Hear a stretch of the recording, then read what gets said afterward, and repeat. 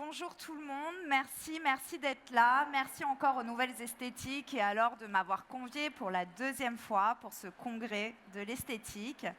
Aujourd'hui, le sujet que je vais aborder va intéresser vraiment tout le monde, que vous soyez porteur de projet, que vous débutiez ou que vous soyez à votre compte déjà depuis plusieurs années. La fidélité, c'est un vrai sujet. Sauf que la fidélité, ça ne suffit pas. Ça ne suffit pas d'avoir des clientes fidèles. Ce qu'on veut, c'est de la croissance, c'est faire évoluer son chiffre d'affaires. Donc, comme je viens de le dire, avoir des clients fidèles ne suffit pas. Souvent, les esthéticiennes pensent qu'il faut remplir son agenda, avoir de plus en plus de clientes, et si elles sont fidèles, c'est génial, mais non. C'est pas comme ça qu'on réussit, vous allez vous épuiser, et donc je vais vous expliquer comment faire. Donc j'espère que vous avez bien votre cahier. Malgré une clientèle fidèle, pourquoi votre chiffre d'affaires ne suit pas? Donc si vous êtes débutante, que vous souhaitez acquérir des clientes, vous vous dites il faut absolument que je les fidélise, c'est très bien, mais ça ne suffira pas et je vais vous donner aujourd'hui les stratégies pour pouvoir augmenter votre chiffre d'affaires sans acquérir forcément de nouvelles clientes, mais avec un petit noyau de clientes fidèles. Donc, que manque-t-il pour transformer la confiance en véritable levier de croissance?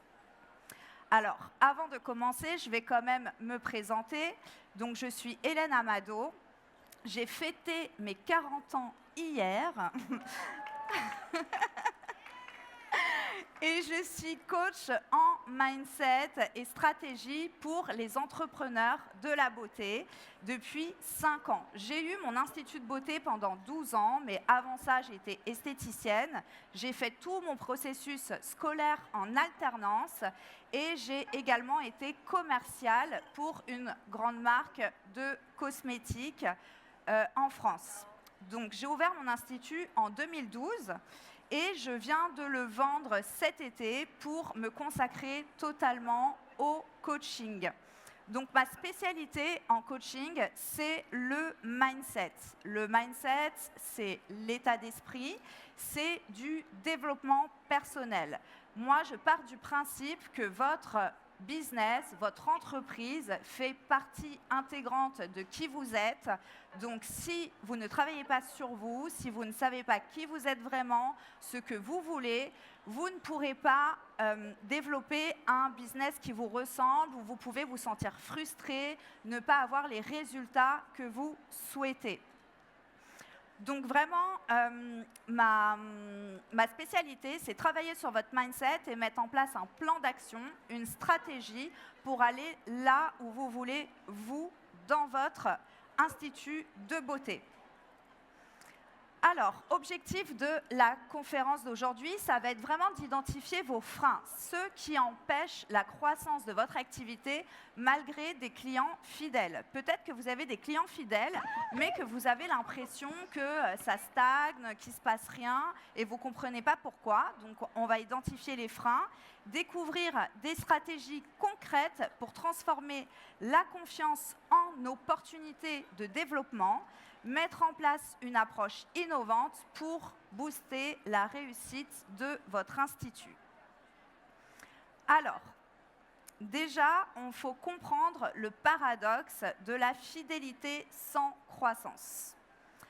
Donc, la fidélité, c'est quoi? C'est une cliente, un client qui revient régulièrement. La croissance, c'est l'augmentation du chiffre d'affaires. Ce n'est pas parce que vous avez des clients qui reviennent régulièrement que votre chiffre d'affaires augmente. Donc voilà, beaucoup d'esthéticiennes pensent que pour développer leur chiffre d'affaires, il faut plus de clientes et travailler plus. C'est complètement faux.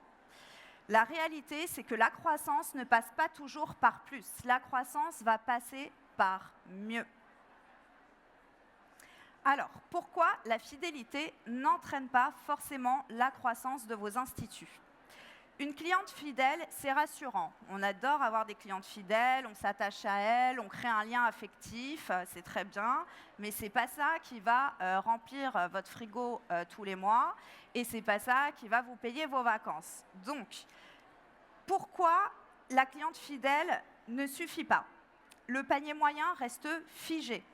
Vous avez toujours les mêmes prestations, les mêmes tarifs tous les mois avec cette cliente. L'offre va être peu évolutive. Si vous n'êtes pas force de proposition, il n'y a rien de nouveau à consommer pour cette cliente, donc le chiffre d'affaires n'évolue pas. Vente additionnelle absente, donc potentiel sous-exploité. Routine installée avec cette cliente, donc comme vous avez cette routine, vous faites toujours la même chose, merci, au revoir, au mois prochain, etc. On ne cherche pas à se renouveler et pas de stratégie claire finalement avec vos clientes fidèles. Donc pas de forfait, pas de cure, pas d'abonnement, rien qui se passe. Conclusion, fidéliser, c'est bien. Valoriser cette fidélité, c'est ce qui va faire grandir votre chiffre d'affaires. Alors, les raisons d'une stagnation malgré une clientèle fidèle. Alors, il y a les facteurs internes à votre entreprise qui vont être le manque de propositions de nouveaux services ou produits, l'absence de formation continue de vous et de vos équipes, un mindset, donc un état d'esprit focalisé sur la survie plutôt que sur l'expansion. Vous vous dites, si déjà bien, si je fais le même chiffre que le mois dernier ou que je fais le même chiffre que l'année dernière, on est sur un état d'esprit de survie, voilà, j'ai mon petit salaire et j'ai toujours la même vie que l'année dernière. Bon, non, nous, on veut de l'expansion, on veut évoluer, on veut plus. Les facteurs externes à votre entreprise, ça va être la concurrence accrue, évidemment. La concurrence est de plus en plus féroce dans notre milieu, donc il faut en avoir conscience.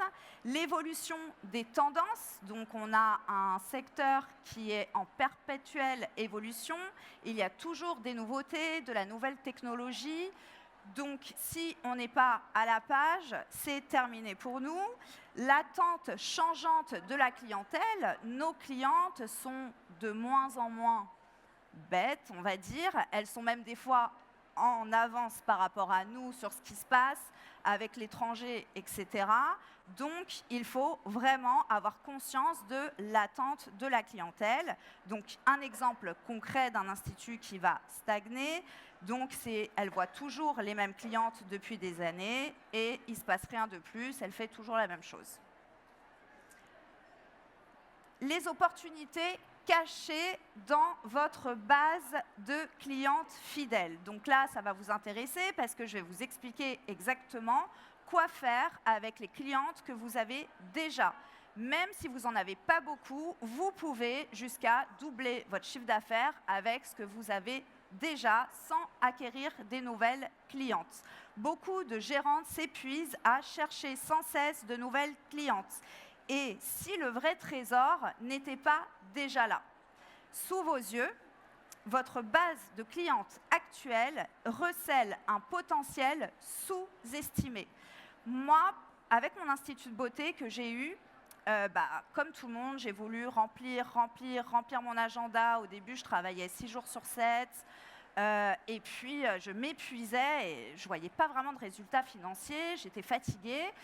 Et quand j'ai commencé à me faire accompagner, à m'intéresser au développement personnel, au mindset, au coaching, j'ai commencé à revoir toute ma stratégie. Et finalement, j'ai réduit ma clientèle, j'ai réduit mes prestations, j'ai réduit mon temps de travail et les 3 dernières années, je travaillais 20 heures par semaine. Je gagnais 3 fois plus qu'au départ. Et pourtant, j'avais moins de clientes qu'au début. Donc, c'est réel. Alors, comment on fait pour exploiter cette mine d'or que vous avez déjà ? Il existe une multitude de stratégies rentables à mettre en place, mais tout commence par une prise de recul et une valorisation de l'existant.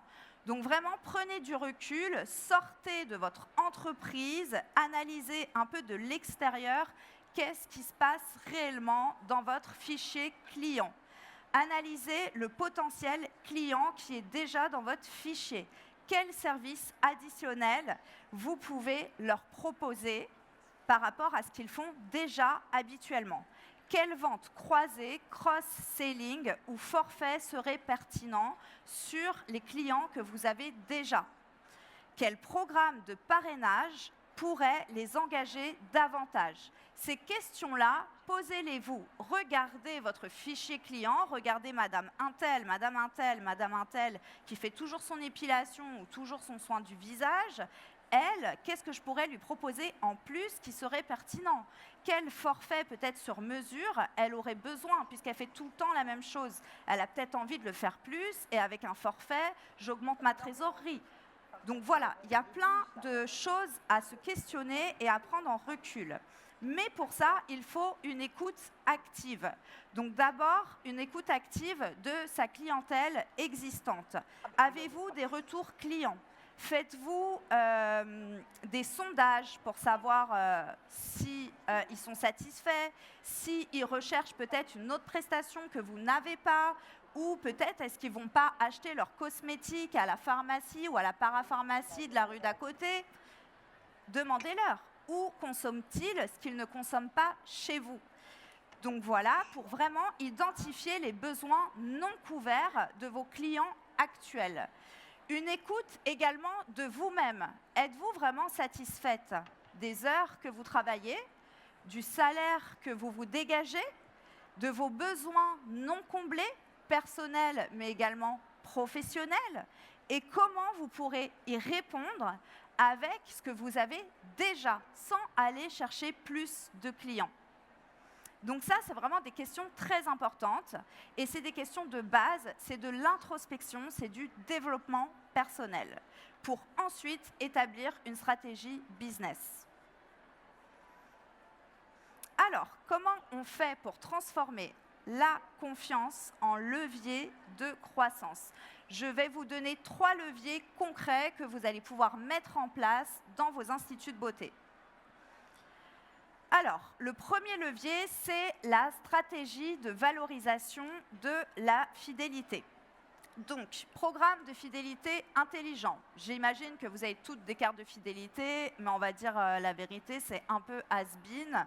Tout le monde s'en fout de la carte de fidélité à points, mais pourquoi pas? Mais on va proposer d'autres avantages à nos clientes fidèles. Proposez des événements, faites-les venir à un événement ponctuel que vous faites que, je ne sais pas, tous les 3 mois, à chaque changement de saison, vous allez encore plus l'engager dans votre entreprise et à cet événement, vous allez pouvoir lui proposer des choses que peut-être elle n'a jamais consommées avant, lui faire découvrir des choses qu'elle n'a jamais vues avant dans votre institut et qui pourtant existent déjà.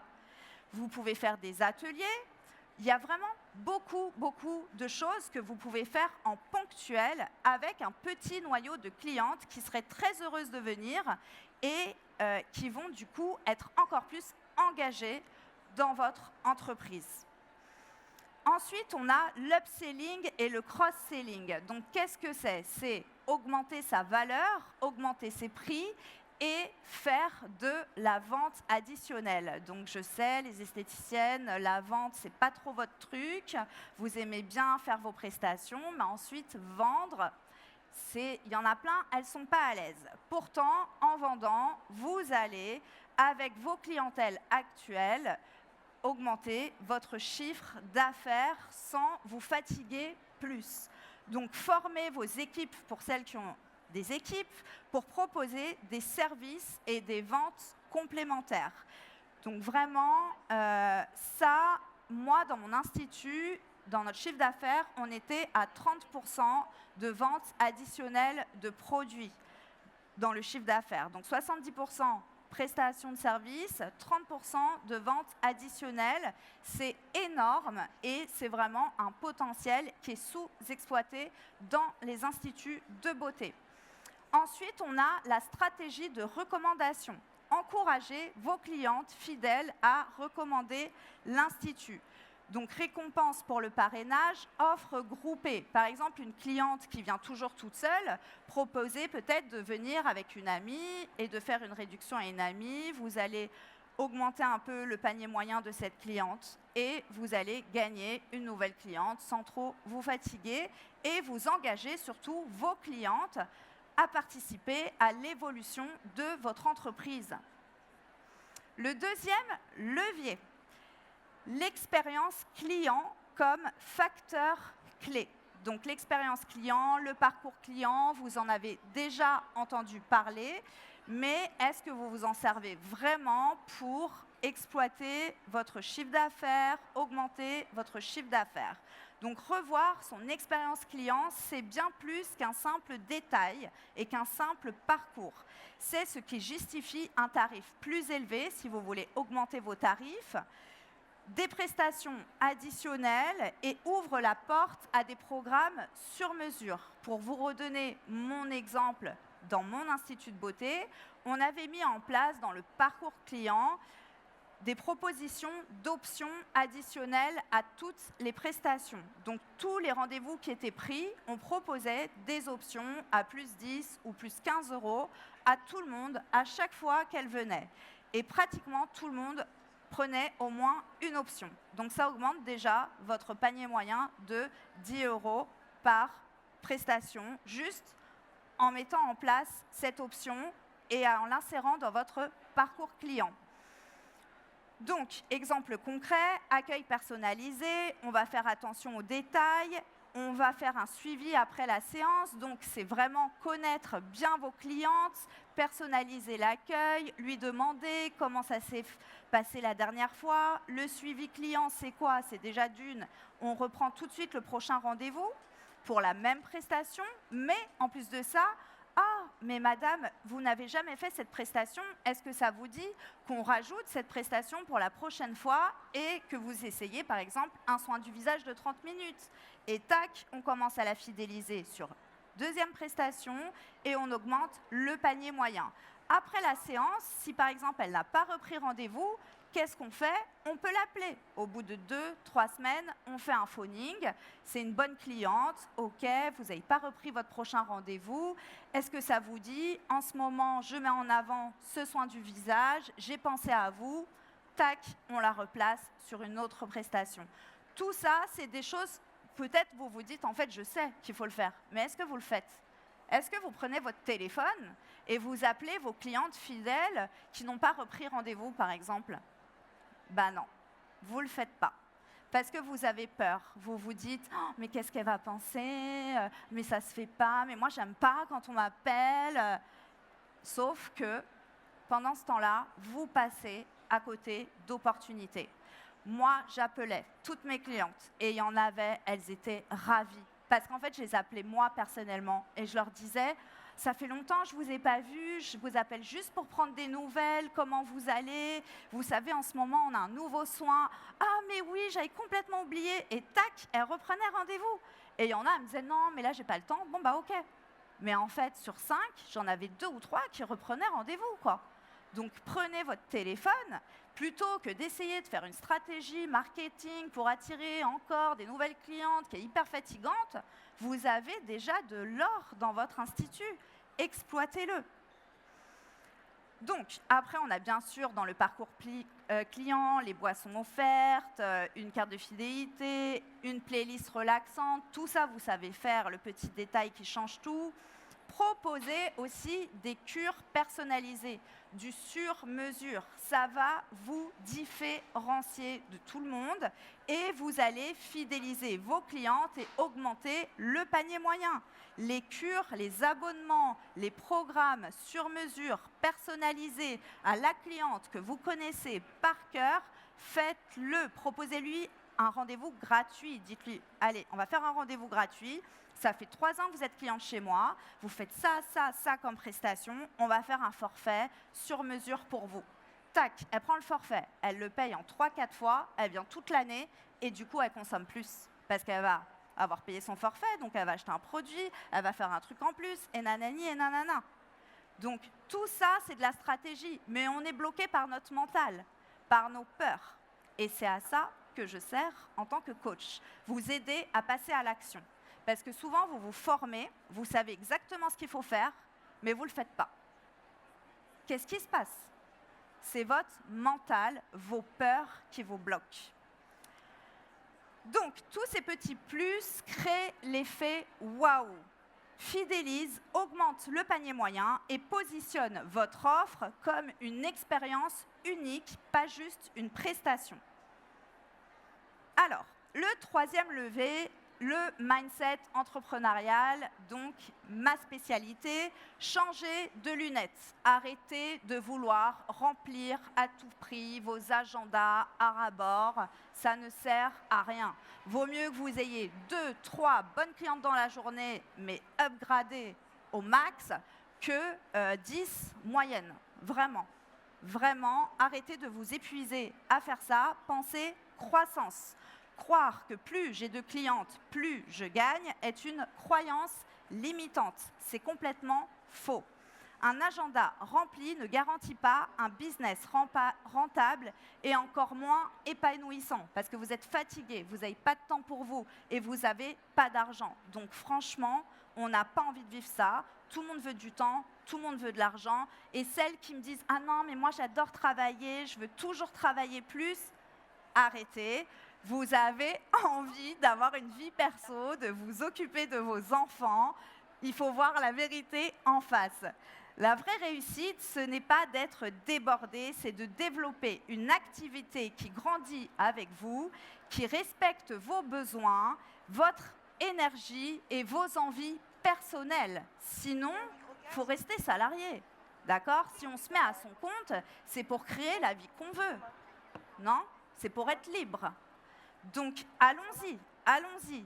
Passer d'une mentalité de satisfaction client à une mentalité de croissance. C'est oser penser sur du long terme, stratégie, rentabilité, sans culpabiliser. Parce que ça aussi, la culpabilité, il y en a beaucoup qui l'ont. Ah oui, mais si j'augmente, oh, mais je vais perdre Madame Machin. Ah non, mais ah non, je ne peux pas.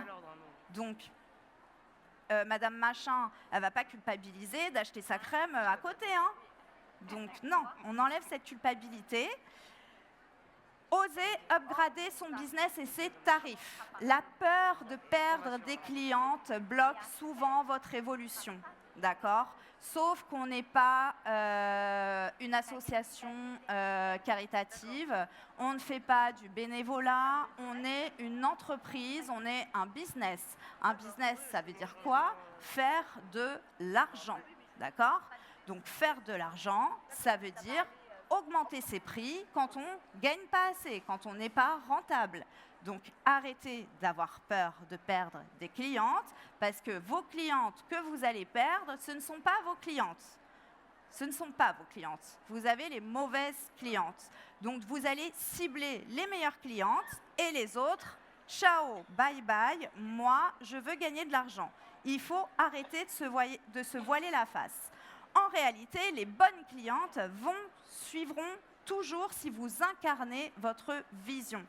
Si vous incarnez votre valeur, proposer des nouveaux services, c'est répondre à un nouveau besoin. Augmenter vos tarifs, c'est aligner votre prix à votre expertise. Upgrader votre offre, c'est aussi vous faire monter en niveau. Si par exemple, je ne sais pas, vous êtes prothésiste ongulaire, vous allez faire une formation pour avoir une expertise en plus, bah derrière cette formation, qu'est-ce qu'on fait ? On augmente son prix. Et c'est complètement justifié, je viens d'avoir une nouvelle expertise, donc forcément, c'est plus cher en fait. C'est normal, tout le monde fait ça. Donc vous, les esthéticiennes, il faut vraiment que vous changiez d'état d'esprit. Votre entreprise ne grandira jamais plus loin que ce que vous croyez mériter. Donc si vous croyez mériter peu, que c'est déjà bien, que bon, bah, je me verse un petit SMIC, c'est déjà bien. Vous pensez vraiment mériter ça ?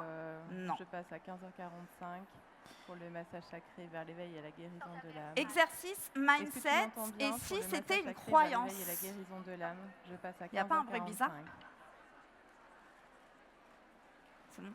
Donc, je vais vous faire un petit exercice pour voir si vous avez des croyances limitantes qui vous empêchent justement de fidéliser correctement vos clients et en plus d'augmenter votre chiffre d'affaires. quelle croyance m'empêche aujourd'hui de développer vraiment mon activité? Exemple fréquent, donc j'ai peur que mes clientes trouvent ça trop cher. Est-ce que vous pensez ça? Dites-moi. Qui veut lever la main et me dire, je pense, j'ai peur que mes clients trouvent ça trop cher? Il y en a beaucoup, je le sais, est-ce que tout le monde me le dit? C'est une croyance limitante, d'accord? Si vous savez le justifier, bien sûr. et si vous êtes en Bonjour, je suis accord Rachel avec ce Apéry, que vous c'est bon? vendez, Ouais, ok. Est-ce que je ce n'est reste pas là, le trop micro? cher. Je ne veux pas paraître trop commercial. Par exemple, pour faire de la vente additionnelle, proposer des produits en plus de votre prestation. Qu'est-ce que vous en pensez? Est-ce que vous avez cette croyance limitante ou peur d'insister trop? C'est une croyance limitante. Donc ça se travaille. Si j'en fais plus, je vais m'épuiser. Pourquoi? Si j'ajoute une nouvelle prestation à ma carte, je vais m'épuiser. Bah non, tu ne vas pas t'épuiser si c'est une prestation pour laquelle tu vas gagner encore plus d'argent. Prenez conscience que ce sont des pensées, pas des vérités. Ce ne sont pas des vérités parce qu'il y en a, ça ne les dérange pas d'augmenter leur prix. Hein. Qui a la vérité? Celle qui augmente son prix ou celle qui a peur de perdre des clientes? Et si vous changez de regard pour créer une réalité différente dans votre entreprise? Alors, les actions concrètes à mettre en place dès demain dans vos instituts de beauté et enfin fidéliser correctement et gagner de l'argent. Donc, analyser sa base de clients qui dépensent le plus, qui pourrait dépenser davantage. Analysez vos clientes une par une et posez-vous ces questions. Et quand elle vient, OK, je propose un truc en plus. On y va. Créer une offre premium ou un service additionnel exclusif, tel que l'option dont je vous ai parlé ou un forfait sur mesure. Voilà, si vous faites ça, vous allez augmenter. Mettre en place un plan de formation continue pour soi et son équipe, ça va de soi. Vente, communication, coaching, investissez en vous, investissez dans l'humain que vous êtes, dans vos rêves, dans votre vision et dans votre énergie, plutôt que dans des trucs superflus qui font que vous passez même pas à l'action. Prévoir des outils de suivi. Donc ça, en général, vous l'avez quand même. Donc les logiciels de caisse, ils sont quand même assez bien faits aujourd'hui. Donc j'espère que vous avez un logiciel avec prise de rendez-vous en ligne, etc., etc. Sinon, là, il faut tout revoir. Et donc là, vous avez tous les indicateurs de performance. Travailler son mindset, bien évidemment, avec moi. Je suis stand G83 si vous avez des questions. Et chaque semaine, notez une croyance qui vous freine. Analysez comment vous pensez quand vous n'avez pas osé, par exemple, proposer à une cliente quelque chose. Analysez ce que vous avez pensé. C'est très, très puissant comme exercice. Et une fois par semaine, notez une pensée qui vous freine. Par exemple, je ne suis pas légitime pour augmenter mes prix. Si vous pensez ça, transformez cette croyance en une pensée de croissance, c'est-à-dire mes compétences ont de la valeur, je mérite d'être bien rémunéré. Si toutes les semaines vous transformez une pensée qui vous freine en une pensée de croissance, vous allez voir l'impact que ça va avoir sur vos actions dans vos quotidiens. C'est hyper puissant.